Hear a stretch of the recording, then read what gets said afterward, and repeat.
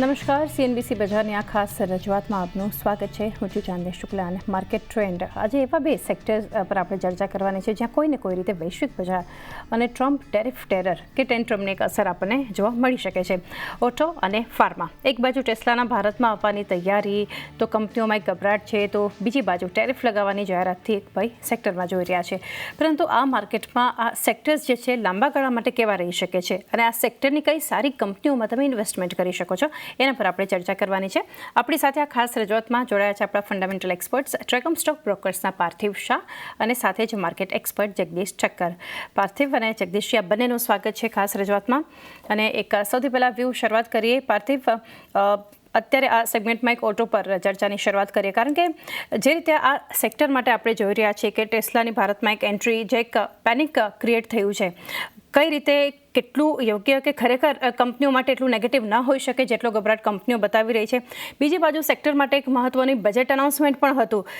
Income tax exemption જે છે, custom ડ્યુટીમાં જે કાપ આવ્યો છે ઈવીના ફ્રન્ટ પર, ખાસ કરીને પીએલઆઈ સ્કીમ નું પણ અનાઉન્સમેન્ટ કરવામાં આવ્યું છે. રૂરલ વ્હીકલ ડિમાન્ડને લઈને જે અપડેટ આપણે જોઈ રહ્યા છીએ, એમએસએમઈઝ પર ફોકસ, એ પણ ઘણું એક ફાયદો કરાવશે. આ બધા વચ્ચે તમે કઈ રીતે જોઈ રહ્યા છો આ સેક્ટર પર? સૌથી પહેલાં તો વ્યૂ લઈએ. Very good afternoon. See, I think auto sector આપણે જોયું કે ડોમેસ્ટિક ઓટો માર્કેટ્સ બહુ જ રેઝિડન્ટ રહેલા, એટલીસ્ટ ટિલ લાસ્ટ યર. અને થોડુંક આઈ થિંક પછી દિવાળીની આસપાસ, ફેસ્ટિવ સિઝનની આસપાસ વી હેડ વિટનેસ સર્ટન સ્લો ડાઉન, કારણ કે આપણે જાણીએ છીએ કે ઓવરઓલ કન્ઝ્યુમર સેન્ટિમેન્ટ જે છે એ કાઇન્ડ ઓફ ડિમિનિશિંગ હતું. પણ આઈ થિંક ડેફિનેટલી બજેટમાં આપણે જે જોયું કે ગવર્મેન્ટે આઈ થિંક જે રીતે ઇન્કમ ટેક્સ સ્લેબ્સમાં up to 12 lakhs I think no income ટેક્સનો જે સ્લેબ કર્યો છે, which benefits almost 70% of the tax payers. તો I think that is something which is very very stimulative. અને અમારું એવું માનવું છે કે ઓટો સેક્ટરની અંદર આઈ થિંક આજની તારીખમાં ઘણી બધી કંપનીઝ જે છે ત્યાં નવા લોન્ચીસ છે. અને લોટ ઓફ ટાઈમ્સ આપણે જોયું છે કે જ્યારે સારા લોન્ચીસ હોય છે ત્યારે all of a sudden demand ઘણી સુધરી જતી હોય છે. અને છેલ્લા 4 વર્ષથી આપણે વિટનેસ કરી રહ્યા છે કે ઓટો સેગમેન્ટની અંદર આઈ થિંક એસ્પેશિયલી સૌથી પહેલા જો પેસેન્જર વ્હીકલની વાત કરું તો એમાં I think premiumization has been the very very big theme. અને overall I think average selling price per unit I think આપણે જોવા જઈએ તો એમાં સતત વધારો થયો છે. So consumers have been buying the bigger names and the bigger companies in terms of the products. અને આગળ જતા આઈ થિંક યસ, આ સેક્ટરની અંદર એક અનસર્ટનિટી જે છે ઇઝ રિગાર્ડિંગ ધ ટેરિફ્સ.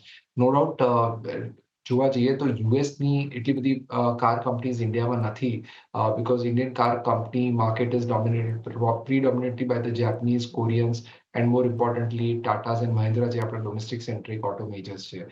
ઇન્ટરેસ્ટિંગ એ રહેશે કે ઇલેક્ટ્રિક વ્હીકલના સેગમેન્ટની અંદર જ્યાં આઈ થિંક બહુ મોટા પાયે આઈ થિંક ઇન્વેસ્ટમેન્ટ થઈ રહ્યા છે ઇન્ડિયામાં, government of India is also looking at a lot of PLI schemes regarding that. તો ત્યાં global auto majors like BYD છે કે ટેસ્લા છે, એ કઈ રીતે ઇન્વોર્સ કરી શકે છે. રિસેન્ટલી આપણે ન્યૂઝમાં જોયું કે Tesla is looking to launch its products in India. અને ગવર્મેન્ટ કદાચ જે કસ્ટમ ડ્યુટીઝ જે $115 છે અને 115% છે, એને કદાચ 15% પણ કરી શકે છે. તો that could also give entry to major entry to manufacture like BYD. તો આ બેના આવવાથી I think definitely electric car market will get little disrupted. તો that will be a wait and watch approach. પણ overall I think Indian auto sector માટે good days are ahead અને હજુ બી penetration બાકી છે. જી, સારા દિવસો. એક સેક્ટર ભારતીય ઓટો ઇન્ડસ્ટ્રીની અગર વાત કરીએ તો આપણે જોઈ રહ્યા છીએ. જગદીશજી, આ સેક્ટર માટે આપનો એક ઓવરઓલ વ્યૂ લઈએ, કારણ કે ઘણી બધી વસ્તુ, જે રીતે આપણે ટેરિફને લઈને કે બજેટ અનાઉન્સમેન્ટ છે, ટેસ્લાની એન્ટ્રી, આ બધી એક વાત જે આપણે જોઈ રહ્યા છીએ. પરંતુ લોંગ ટર્મ વ્યૂ જે છે ઓટો ઇન્ડસ્ટ્રી માટે, તમે કઈ રીતે એક જોઈ રહ્યા છો સમય? તમે જુઓ તો ઇન્ડિયાની ઓટોમોબાઈલ ઇન્ડસ્ટ્રી છેલ્લા કેટલાય વર્ષોથી ફાસ્ટેસ્ટ ગ્રોઈંગ ઓટોમોટિવ માર્કેટ છે વર્લ્ડ વાઇડ. અને વાઇડ રેન્જ ઓફ વ્હીકલ્સ છે ડિફરન્ટ સેગમેન્ટ્સની અંદર. અને ઇન્ડિયા એ છે ને એ વખતે become a centre of automobile manufacturing and એક્સપોર્ટનું હવે સેન્ટર થઈ ગયું છે. તમે જુઓ તો ન્યુમરસ ઓરિજિનલ ઇક્વિપમેન્ટ મેન્યુફેક્ચરર્સ, એની સાથે સાથે hundreds of auto component suppliers, જેને ઓટો એન્સિલરીઝ આપણે કહીએ છીએ. આપણે એક બહુ પ્રોમિનન્ટ પોઝિશન ગ્લોબલમાં હેવી વ્હીકલ માર્કેટ માટે, ranking as the largest producers of tractors અને second largest manufacturers of buses and the third largest producers of the heavy trucks. એ આપણા દુનિયામાં અત્યારે એનો નંબર છે. અત્યારે રાઇઝ ઓફ અલગ અલગ ટેકનોલોજી છે ઇન્ટિગ્રેટેડ વ્હીકલ્સના વિથ ઇન્ટરનેટ કનેક્ટિવિટી, એ પણ એક આપણા ત્યાં છે. પછી રિમોટ ડાયગ્નોસિસ છે, રિયલ ટેસ્ટ ટાઈમ નેવિગેશન છે, વ્હીકલ ટુ વ્હીકલ ઇન્ટરેક્શન છે. એ ઘણી બધી વસ્તુ અત્યારે આપણા દેશમાં અત્યારે ડેવલપ થઈ રહી છે. અને સાથે સાથે આપણે જાણીએ છીએ કે અત્યારે જે ગડકરી સાહેબ અત્યારે પોતે જે ડેવલપમેન્ટ કરી રહ્યા છે ફોર ધી રોડ, કે to accommodate all this kind of new development and new vehicles on the road with the comparatively high speed, એ તો મને એવું લાગે છે કે આ ધ ફાસ્ટેસ્ટ ગ્રોઈંગ માર્કેટ અત્યારે આપણે ચોક્કસ કહી શકીએ. હા, એક વસ્તુ ચોક્કસ છે કે અત્યારે જે ટ્રમ્પ ટારિફ નો જે ટેરર છે, તો એનું એક ચોક્કસ એમ થાય કે ટેસ્લા અહીંયા આવશે તો શું થશે. અત્યારે ગવર્મેન્ટ પોતે એક ન્યૂ વ્હીકલ પોલિસી બનાવી રહી છે ફોર ધી ઇલેક્ટ્રિકલ વ્હીકલ્સ, અને sooner or later that vehicle policy will definitely come. પણ એક વસ્તુ જાણવાની બહુ જરૂર છે કે ટેસ્લાની જે કંઈ બી ગાડી આવશે, માની લો કે તમે 100-150% ડ્યુટીથી ઘટાડીને એને 20% કે 25% કે 15% કે 10% જે કંઈ તમે કરો છો, તો the minimum cost of this Tesla vehicle will be not less than about 35 to 40 lakhs of rupees. હું તો એની સ્ટાર્ટિંગ રેન્જની વાત કરું છું. અપર લિમિટ તો કદાચ ઇટ કુડ બી મે બી કરોડ, 2 કરોડ, 3 જઈ શકે. એટલે આપણે ત્યાં અત્યારે જે વ્હીકલ સેગમેન્ટનું માર્કેટ છે એ આ જે 35-40 લાખની ગાડીઓનું અત્યારે નથી. May be 5-10% of the people who have been buying the vehicles એ કેટેગરીમાં હશે. એ ટેસ્લાથી આવતા આપણી મારુતિ જેવી સુઝુકીની કે મહિન્દ્રા અને મહિન્દ્રાની ગાડીઓ કે બીજી કોઈ કંપનીઓની ગાડીઓ એમાં કોઈ મોટો ફેર મને દેખાતો નથી. એક આ જાતનો હાવ ક્રિએટ થયો છે કે ટેસ્લા આવશે તો કોઈ ટેસ્લા કેટલાને પોસાશે એ પણ જોવાનું છે. એટલે મારું તો માનવું છે કે એટલું બધું આજે અત્યારે ચિંતાનું કારણ કરવા જેવું નથી. કારણ કે અત્યારે એક રિપોર્ટ પણ પબ્લિક થયો હતો ઓટોમોબાઈલ ઇન્ડસ્ટ્રીઝ માટે, અને એમાં આપણી માર્કેટની અત્યારે જે સાઇઝ જે છે, ટોટલ માર્કેટ જે સાઇઝ આપણે ગણીએ છીએ, એ જે કમ્પાઉન્ડેડ એન્યુઅલ ગ્રોથ રેટ અબાઉટ 8%, 8.1% જે છે અત્યારે 2023માં, 2030 સુધી એનો વધીને લગભગ $217-218 બિલિયન ની માર્કેટ આ થવાની છે. એટલે કોમ્પિટિશન આવશે, થશે કશી વસ્તુને.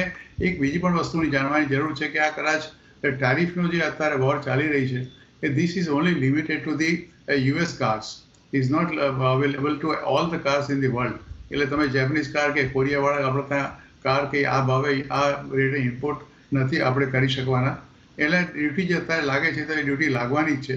એટલે અત્યારે હાવ થયોને લોકો જે ગભરાઈ ગયા છે, મને તો જ્યારે ખરેખર આવશે ટેસ્લા આપણા દેશમાં. અને બીજી એક વસ્તુ પણ જાણવાની જરૂર છે કે જે શરતે ટેસ્લા આપણે ત્યાં આવવાની છે, એમાં શરૂઆતમાં જે કમ્પોનન્ટ મેન્યુફેક્ચરિંગ છે એ લોકોનું, over a period of 3 to 5 years the company has to manufacture more than 60-70% of the components in India itself. એટલે આ એ વસ્તુ પણ છે કે એવું નથી કે બધું ત્યાં બનાવીને રેડીમેડ અહીંયા આવવાનું છે કે લોકડાઉન કન્ડિશનમાં આ ગાડીઓ આવવાની છે. સમય આવશે એટલે આ બધી વસ્તુ આપણને ખબર પડશે.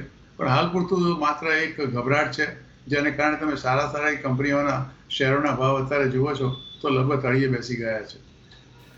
જી, ઓવરઓલ એક વ્યૂ આપણે પાર્થિવ અને જગદીશજી પાસેથી સમજ્યા ઓટો ઇન્ડસ્ટ્રી માટે જે છે એક લોંગ ટર્મ વ્યૂ, અને અત્યારે માર્કેટમાં જે એક થોડો ગભરાટ આપણે જોઈ રહ્યા છીએ તો શું કરવું જોઈએ.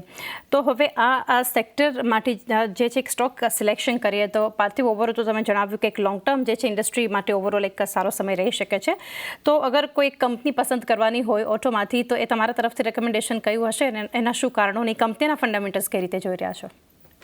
I think fundamentally અમને આ તબક્કે મહિન્દ્રા એન્ડ મહિન્દ્રા બહુ એક્સાઇટિંગ લાગે છે. One of the multiple reasons is કે I think એક તો ફાર્મ ઇક્વિપમેન્ટ સેગમેન્ટમાં they are having almost 43% market share, અને despite a very tough last year farm equipment સેગમેન્ટમાં એ લોકો એમનો માર્કેટ શેર વધાર્યો છે ઓવર ધ કોમ્પિટિશન.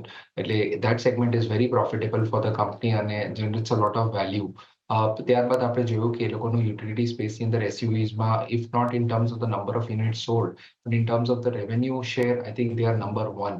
એટલે એવા સંદર્ભમાં goes to show કે એ લોકોએ એસયુવી સેગમેન્ટમાં જે બી ગાડી લોન્ચ કરી છે એનું they have been able to charge a premium pricing, અને positioning has been excellent. Again, if you talk of the EV segment, તો EVમાં I think હવે they have become really aggressive in terms of launching 2 fantastic state-of-art products, BE6E અને BE9E. અને ખાસ કરીને આપણે જોવા જઈએ તો આ બહુ આઇકોનિક અને I think they are products which totally differentiates themselves in the market as compared to a lot of competition. અને ધ ટાઈપ ઓફ ફીચર્સ જે આપ્યું છે, જે એડવાન્સ લેવલનું એન્જિનિયરિંગ આ કાર્સમાં આપ્યું છે, already we saw record number of bookings for this 2 cars. એટલે આગળ જતાં આ લોકોની જે EVની અંદર મેન્યુફેક્ચરિંગની 5,000 વ્હીકલ્સ પર મંથની કેપેસિટી છે, they might be even talking of further expansion. તો ઓવરઓલ જોવા જઈએ તો I think this company is extremely well placed. Recently ટેસ્લાના ન્યૂઝ બાદ આપણે જોયું કે એક મેસિવ રિએક્શન આવ્યું અને સ્ટોક ઉપરના લેવલથી ઘણો ફોલ થયો છે. This becomes a very good entry point. Plus M&M we know for the fact કે holding company structure બી છે કે it has stakes in M&M Finance. It also has stakes in the Tech Mahindra as a company. તો overall બહુ value ઇન્ગ્રેવ છે. તો long term માટે અમને M&M સારું લાગે છે ઓટો સેક્ટરમાં. ઓકે, તો આ સેક્ટરમાંથી પાર્થિવ તરફથી M&M પર એક પસંદગી આપવાના આવતી જોઈ રહ્યા છે. જગદીશજી, આપના તરફથી ઓટો સ્પેસમાંથી કઈ કંપની હશે એના ફંડામેન્ટલ સમજીએ. જોગાનો જોગ મારી પસંદગી પણ આ મહિન્દ્રા એન્ડ મહિન્દ્રા પર જ છે. આમ તમે કંપની જુઓ તો એઝ લોંગ એઝ 1945 આ કંપનીમાં એસ્ટાબ્લિશમેન્ટ થયું હતું. Wide range of vehicles including SUV buses, pickup trucks, small commercial vehicles, electrical SUVs, electrical vehicles, ઘણી બધી વસ્તુઓ આ કંપની બનાવે છે. એ સિવાયથી તમે જો મહિન્દ્રા ગ્રુપ ઓફ ઇન્ડસ્ટ્રીઝનું તમે જુઓ તો ફાર્મ ઇક્વિપમેન્ટ છે, રિયલ એસ્ટેટ છે, ટેકનોલોજી સર્વિસીસ છે, રિન્યુએબલ એનર્જી છે, ફાઇનાન્શિયલ સર્વિસીસ છે, લોજિસ્ટિક છે, હોસ્પિટાલિટી છે, ઇમર્જિંગ બિઝનેસ છે, અને ઇક્વિટી ઇન્વેસ્ટમેન્ટમાં પણ ઓટોમોટિવ સેક્ટરમાં એ લોકોની પોતાની સબસિડરી છે એના થ્રુ. એટલે subsidiary in the sense major stack છે એ લોકોનો પોતાનો જે ઓપરેશન્સ તમે જુઓ તો કમ્પ્લીટ એ લોકોની પ્રેઝન્સ અત્યારે Asia Pacific, Africa, middle east અને સધર્ન સેન્ટ્રલ અમેરિકામાં છે. અને એ લોકોના પોતાના ઓપરેશન્સ તમે જુઓ તો ન્યૂઝીલેન્ડ છે, ઓસ્ટ્રેલિયા છે, મોરોક્કો છે, UAE છે, ઇન્ડોનેશિયા છે, શ્રીલંકા છે, ભૂટાન છે, કિનિયા છે, નેપાલ છે, બાંગ્લાદેશ છે, મોઝમ્બિક છે, સાઉથ આફ્રિકા છે. કેટલી બધી કન્ટ્રીમાં બી એ લોકોના પ્રેઝન્સ છે. એટલે અને એક્સપોર્ટમાં બહુ મોટા પાયે છે. અત્યારે પાર્થિવભાઈ કહ્યું એ પ્રમાણે જે નવું અત્યારે મોડલ એ લોકોએ લોન્ચ કર્યું અત્યારે તમે જુઓ કે એક જ દિવસમાં 30,000 જેટલી બુકિંગ અત્યારે થયું. The value of which itself છે અબાઉટ 8,500 crores. એટલે અને દરેક વસ્તુનો એનો રિસ્પોન્સ હંમેશા સારો જ હોય છે. એટલે મને એવું લાગે છે કે ભાઈ આ એક અત્યારે જે બીક છે અને કંપની કમ્પેરેટિવલી તમે જુઓ આ શેરનો ભાવ જે હતો ઓલ ટાઈમ હાઈ એનાથી ખાસો એવો નીચો અત્યારે આવી ગયો છે. એક વખત એનો 3,270 રૂપિયાનો ભાવ અત્યારે લગભગ 2700ની આસપાસ છે. અને કંપનીનું પરફોર્મન્સ તમે જુઓ તો ઓવરઓલ જે કંપનીએ ડિલિવર કર્યા છે result also, company has given a very good return over 1 year about 39 to 40%. અને છેલ્લા 3 વર્ષનું સર્વે એવું કાઢો તો આનો રિટર્ન છે લગભગ 220-225% પણ ઉપર જાય છે. એટલે મારું માનવું છે કે આ જાતની કંપનીઓ જે અત્યારે છે બહુ 99 થી 100ના EPS પર આ કંપની કામ કરે છે કે 24 કે 27ના પ્રાઇસ ટુ અર્નિંગ રેશિયો છે. I think my also choice is only Mahindra and Mahindra. અત્યારે 2724 રૂપિયાનો ભાવ છે. આજે પણ લગભગ 2% જેટલો નીચો છે. આમ 1900 રૂપિયા સુધી આનો 52 વીક લો છે. એટલો તો જવાની કોઈ શક્યતા નથી. પણ as a safety with a stop loss of 2,600 rupees, my target for this particular company is about 31 to 3,200 for a long term perspective. એટલે આ ભાવે પણ 2650ના સ્ટોપ લોસથી ચોક્કસ તમે ખરીદી શકો છો. ઓટો સેક્ટર પર ચર્ચા કરી હતી. જગદીશજી, ફાર્મા પર હવે ચર્ચા કરી, આપનો વ્યૂ લઈએ પહેલાં, કારણ કે જે રીતે અહીંયા પણ એક ટ્રમ્પ ટેરિફ ટેરરની જે આપણે ચર્ચા કરી રહ્યા છીએ તો એને લઈને એક નર્વસનેસ જોઈ રહ્યા છે. ઓવરઓલ ગ્લોબલ ફાર્માસ્યુટિકલ માર્કેટ માટે એક કન્સર્ન થોડો બનતો આપણને દેખાડી રહ્યો છે. આ સિવાય પણ જોવા જઈએ તો જે US FDAને લઈને એક ચેલેન્જ આપણે હંમેશા સેક્ટર માટે જોઈ રહ્યા છીએ. પણ એક ઇન્ટરેસ્ટિંગ એક ડેટા મુજબ 2014માં જે 23% આપણને એક રેગ્યુલેટરી વાયોલેશન ઇન્સ્ટન્સીસ જે મળતા હતા એ હવે શાર્પ ડિક્લાઇન એમાં જોઈ રહ્યા 2024 સુધીમાં 11% પર એક પહોંચતું દેખાડી રહ્યું છે. કઈ રીતે ઓવરઓલ આ સેક્ટર માટે લોંગ ટર્મ વ્યૂ તમે રાખી રહ્યા છો? તમે જુઓ તો ફાર્માસ્યુટિકલ સેક્ટર ઇન્ડિયાનું one of the largest and most promising industries globally છે. Known for producing the generic medicines અને મેડિકલ સપ્લાયઝ. તમે જુઓ તો જે ગ્રોઈંગ ડિમાન્ડ છે for domestic and international market for the healthcare products, pharma companies are poised for a long term growth. આપણને ખબર છે કે વ્યક્તિ જન્મે છે ત્યાંથી એના મૃત્યુ સુધી એને દવાની જરૂર પડવાની છે. અને એટલે મારું માનવું છે કે ફાર્માસ્યુટિકલ સેક્ટરની અંદર તો ચોક્કસ તમારે એક બહુ લોંગ ટર્મ પ્રોસ્પેક્ટિવ રાખવો જ જોઈએ. હા, એક વસ્તુ અત્યારે ચોક્કસ છે કે ટ્રમ્પ સાહેબે જે ટારિફની વાતો કરી છે એ ક્યાં સુધી એને અસર કરશે. આપણને ખબર છે કે ડોનાલ્ડ ટ્રમ્પ સાહેબે એક ડિસિઝન લીધું છે કે is going to impose 25% tariff in India અને primary targeted at sectors like pharma, automobile, semiconductors. હવે ટાઈમિંગ પર ફાર્મા ઇમ્પોઝિશનની ડે હજી અનસર્ટન છે. એણે બીજામાં કદાચ એ તારીખ અત્યારે જ્યારે આપણા પ્રધાનમંત્રી શ્રી ગયા ત્યારે શરૂઆતમાં તો માર્ચમાં નાખવાના હતા, પણ એમને હવે 1 એપ્રિલ કરી છે. પણ ફાર્માસ્યુટિકલ માટે હજી આ તારીખ હજી નક્કી નથી કરી. જોકે definitely it will be disruptive in Indian pharma generics માટે, કારણ કે આપણે જાણીએ છીએ કે એ લોકોનું જે આખું માર્કેટ શેર જે છે, મોટાભાગની જે ટોપ ફાર્માસ્યુટિકલ કંપનીઝ ઇન્ડિયાનો છે એનો લગભગ 50-60% બિઝનેસ છે એ નોર્થ અમેરિકા સાથે છે, અને most of them supply the generic drugs two this American shop market. અને એમાં લાર્જર ફોકસ એ લોકોનું જે છે એ યુરોપ બેઝ પણ આવે છે, અને ત્યાં પણ એ લોકોનો બહુ સ્ટ્રોંગ હોલ્ડ છે, અને સબસ્ટેન્શિયલ બિઝનેસ એ લોકોને હવે યુરોપથી મળે છે. તમે ઇન્ડિયા જેનરિક્સની વાત કરો તો યુએસ માર્કેટનું અત્યારે જે એ લોકોનું જે છે એ લગભગ 30-45% જેટલો રેવન્યુ શેર અમેરિકન માર્કેટમાં છે. અને આ માર્કેટમાં તમે જુઓ તો of course it is quite competitive, અને કોન્સોલેશન જે ફાર્માસ્યુટિકલ ડિસ્ટ્રીબ્યુશન છે ચેઇન આખી અમેરિકાની અંદર, અને એ લોકોના જે higher number of A&D approval છે, જે પ્રી અપ્રુવલ પહેલાં આવે છે USFDના, એ પણ પ્રાઇસિંગ તમે રેન્જ જુઓ તો લગભગ 8-10% જેટલું છે. બધું મારું માનવું છે કે અત્યારે ઇન્ડિયન જેનરિક ડ્રગ્સ અને આ બધી જે કંપનીઓ છે એ બધી એક જે ડ્યુટી નાખવાની વાત છે, હું નથી માનતો કે કદાચ અમેરિકાને આ ડ્યુટી પોસાય, કારણ કે આ એક લાઈફ સેવિંગ વસ્તુ છે, અને કોઈ પણ વસ્તુ આ મોંઘીતા મળે એવું કોઈ માનતું નથી. અલબત્ત તમે જેનરિક ડ્રગ્સના ભાવ જોશો, અને અહીંયા જે કંપનીઓ સેમ ડ્રગ અહીંયા વેચે છે એની વચ્ચે સબસ્ટેન્શિયલ ડિફરન્સ છે, પણ બિકોઝ ઓફ ધ વોલ્યુમ એ લોકો ડેફિનેટલી ત્યાં લોકો કરે છે. તમે પ્રી કોવિડ એરાનો જુઓ એબિટા માર્જિન કેટલો હતો, અને પોસ્ટ કોવિડનો તમે જુઓ તો કેટલો છે, અને ડોમેસ્ટિક કંપનીઝનાથી બહુ મોટો ફાયદો થાય છે. અને this particular margin has increase from 19-20% to almost 30%. એટલે આ મારું માનવું છે કે આ પર્ટિક્યુલર સેક્ટરની અંદર એવું કંઈ ખાસ વિશેષ ખોટું થવાનું નથી. એટલે તમે જો ખરેખર આ સેક્ટરમાં રોકાણ કરવા માંગતા હો તો ચોક્કસ તમારે કરવાની જરૂર છે. એટલે મારો પસંદગીનો જે શેર છે એ મારો પસંદગીનો શેર છે આની અંદર મેનકાઇન્ડ ફાર્મા. એનું કારણ માત્ર એટલું જ છે કે આ પર્ટિક્યુલર જે કંપની છે એ જેનરિક ડ્રગ બનાવે છે, અને જેનરિક ડ્રગ બનાવવાની સાથે આ કંપનીનું પોતાનું જે આખું જે એ છે ડિસ્ટ્રીબ્યુશન નેટવર્ક છે એ કમ્પેરેટિવલી ઇઝ મચ બેટર. હમણાં છેલ્લા લગભગ થોડા વખતથી company has been not doing well because of various reason. Not only this, બધી જ કંપનીઓ જોડે આ વસ્તુ છે. 48-49 EPS પર અને સેમના પ્રાઇસ ટુ અર્નિંગ રેશિયો પર આ શેર ટ્રેડ કરે છે. 2300 રૂપિયાની આસપાસનો ભાવ છે. 3000 રૂપિયા સુધી પણ આ શેરનો ભાવ પહોંચ્યો હતો. મારું માનવું છે કે આ સેક્ટરની અંદર આ એક કંપની એવી છે કે which is likely to go very fast, અને 3000 રૂપિયાનો ભાવ આવી જશે એની મને કોઈ શંકા નથી. Over a period of 3 to 5 years this particular company can touch even the price of 35,000 to 4,000 rupees also. એટલે my choice for this pharmaceutical is Mankind Pharma. અત્યારે ભાવ લગભગ 2300 રૂપિયાની આસપાસ છે. The target for this about next 1 year is about 2450, અને કદાચ જો તમારે 3 થી 5 વર્ષનો અભિગમ હોય તો definitely it will be about 3,000 to 3,200 rupees. Stock loss you should keep it about 2,200 rupees. 1900 રૂપિયા એનો 52 week લો છે, પણ હું નથી માનતો કે એટલી હદ સુધી એ જઈ શકે. એટલે 2200 રૂપિયાનો સ્ટોક લોસ તમે રાખો for a short term duration, અને કદાચ જો લોંગ ટર્મ ડ્યુરેશન હોય તો તમારે સ્ટોપ લોસની પણ જરૂર નથી. સો my target for this short term is definitely about 2450, અને long term is about 3,000 to 3,200 rupees.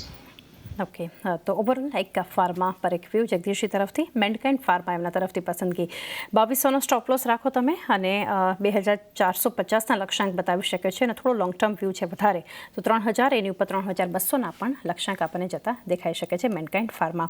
પાર્થિવ, આપની પાસેથી વ્યૂ લઈએ સેક્ટર સ્પેસિફિક ઓવરઓલ, કારણ કે ફાર્મામાં એક રીતે એક રિપોર્ટ એ પણ પાર્થિવ જણાવી રહ્યા છે કે ઓવરઓલ જે ઇમ્પેક્ટ જેટલી સિવિયર આપણે માની રહ્યા છીએ ફાર્મા માટે ટેરિફની, એટલી ના દેખાઈ શકે, કારણ કે યુએસની જે ડિપેન્ડન્સી છે એક ફાર્મા ઇમ્પોર્ટ્સને લઈને, તો એ કદાચ ખાસ યુએસએ પણ વિચાર કરવો પડે. તમે સેક્ટર આઉટલુક ઓવરઓલ કઈ રીતે રાખી રહ્યા છો?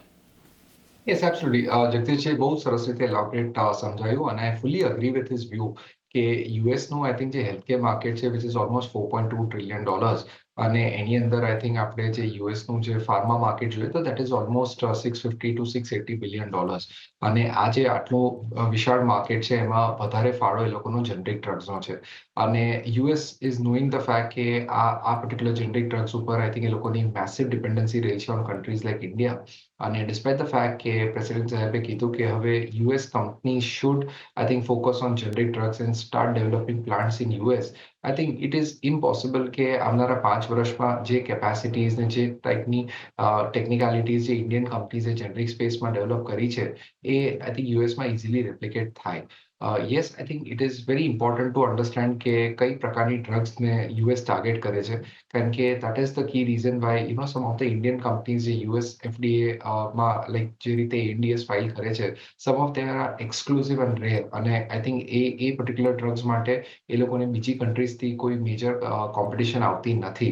સો આઈ થિંક ઓફ લેટ તમે જોવા જશો તો ઇન્ડિયન કંપનીઝના જે કમ્પ્લાયન્સ સ્ટેન્ડર્ડ્સ છે in terms of the plants inspection, I think they have been extremely good. Even જે થોડા 483s આયા છે એની અંદર બી જે ઓબ્ઝર્વેશન્સ છે ત્યાં more towards I think clerical mistakes and things like that.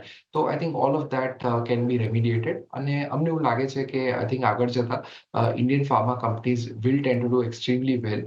અને એમાં આઈ થિંક અમને લાગી રહ્યું છે કે લ્યુપિન ઇઝ અ કંપની કે જ્યાં ઇન્વેસ્ટર્સ બેટ લઈ શકે છે. One of the key reasons is કે યુએસમાં આઈ થિંક લ્યુપિનની બહુ મોટી પ્રેઝન્સ છે. It's one of the largest Indian centric generic pharma players in the US.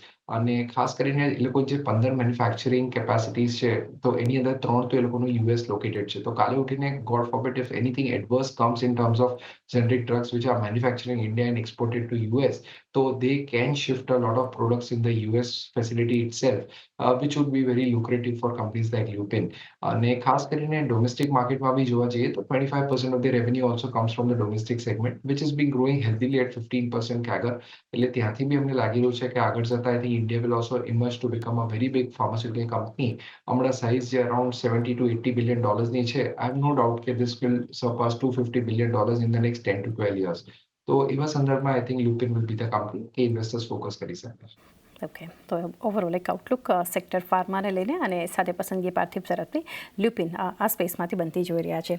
તો એ સાથે જ રજા લેવાનો સમય થયો છે. જગદીશજી, આપના તરફથી ડિસ્ક્લોઝર્સ જાણીએ. જે ઓટોમોબાઈલ સેક્ટરની વાત કરી, ચાંદની એમાં જે મહેન્દ્રની વાત કરી, મારા પોતાના અંગત પોર્ટફોલિયોમાં ઘણા વર્ષોથી છે, એટલે that is my personal disclosure. અને એ સિવાય જે મેનકાઇન્ડ ફાર્માની વાત કરી એ મારા પર્સનલ પોર્ટફોલિયોમાં નથી, પણ અમારા ક્લાયન્ટોની ભલામણમાં એ લોકોના પોર્ટફોલિયોમાં અચૂક છે. સો આ બે ડિસ્ક્લોઝર મારા તરફથી છે. પણ હંમેશા સ્ટોક માર્કેટમાં રોકાણ કરો તો તમારા નાણાકીય સલાહકારની સલાહ અચૂક લેજો અને સલાહને જ અનુસરજો. And thank you very much ચાની for inviting me on the show. And again, thank you for having this particular show with Parthiv bhai. પાર્થિવ, આપના તરફથી ડિસ્ક્લોઝર્સ. સેફ ટુ અઝ્યુમ ઘણા બધા સ્ટોક્સ જે આપણે શો પર ડિસ્કસ કરીએ તો એ અમારા લોંગ ટર્મ ઇન્વેસ્ટમેન્ટ પોર્ટફોલિયો કાં તો અમારા ક્લાયન્ટ્સના ઇન્વેસ્ટમેન્ટ પોર્ટફોલિયોમાં હોઈ શકે છે. વ્યુઅર્સની જ રિક્વેસ્ટ છે કે તમારા ઇન્વેસ્ટમેન્ટ એડવાઇઝરની સલાહ લઈને જ કામગીરી કરવી. અને આ શો પર મને લાવતા તમારા લોકોનો ખૂબ ખૂબ આભાર. And is always great and pleasure to have a show with Jagdish sir. Is experience અને એમનું વિઝડમ ઘણીવાર અમને બી બહુ કામમાં આવે છે. જી, ડેફિનેટલી અમારી ચેનલનું પણ એક પ્લેઝર છે. અહીંયા ખાસ કરીને જગદીશજી અને પાર્થિવ જ્યારે સાથે છે શો પર, તમારા જેવા એક્સપર્ટ્સ ઓવરઓલ સેક્ટર અને કંપની સ્પેસિફિક આપના વ્યૂઝ શેર કર્યા. થેન્ક યુ અગેન જગદીશજી અને પાર્થિવ અમારી સાથે આ ખાસ રજૂઆતમાં જોડાવા બદલ.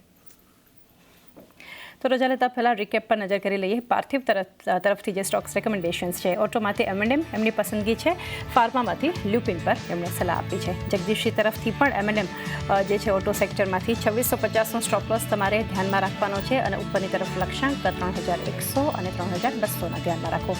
ફાર્મામાંથી મેનકાઇન્ડ ફાર્મા 2200નો સ્ટોપ લોસ અને 2450ના લક્ષ્યાંક બતાવી શકે છે અને લોંગ ટર્મમાં 3200 સુધીના પણ લેવલ્સ દેખાડી શકે છે. તો એ સાથે જ સમય થયો છે આ ખાસ રજૂઆતમાં પણ આટલું જ. મને પણ આપશો રજા. વધારે અપડેટ્સ માટે જોતા રહો CNBC બજાર.